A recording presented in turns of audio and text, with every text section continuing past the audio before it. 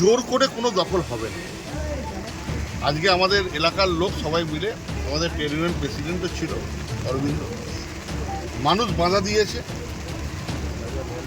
RPF চলে গেছে, রেলের যারা কর্তৃপক্ষ যারা এসেছিল তারাও চলে গেছে, মানুষের বাধার চাপে এ কি প্রায় 950 মানুষ, এরা যাবে কোথায়? এরা কোথায় যাবে? এদেরকে কোনো একটা জায়গা দিয়ে তারপর করুন।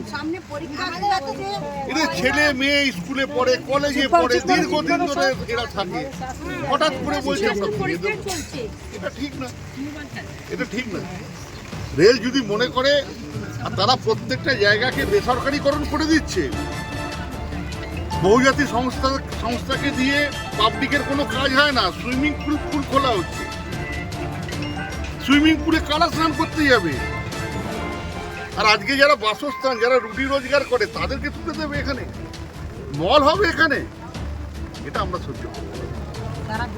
আমরা মাননীয় মুখ্যমন্ত্রীকে জানাবো এবং দায়িত্ব নিয়ে বলছি, আমরা এর শেষ দেখে সব।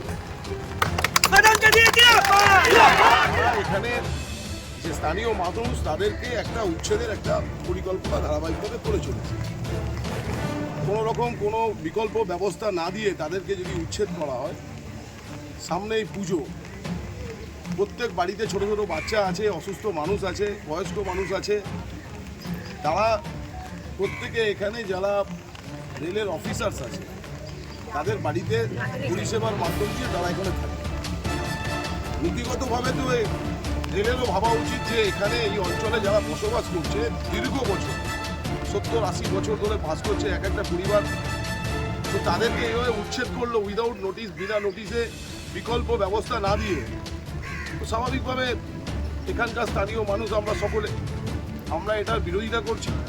কারণ বাংলার মুখ্যমন্ত্রী মমতা বন্দ্যোপাধ্যায় তিনি পরিষ্কার নির্দেশ দিয়েছেন, সারা বাংলায়, সারা পশ্চিমবঙ্গে কোথাও বিকল্প ব্যবস্থা না দিয়ে উচ্ছেদ অভিযান করা যাবে না।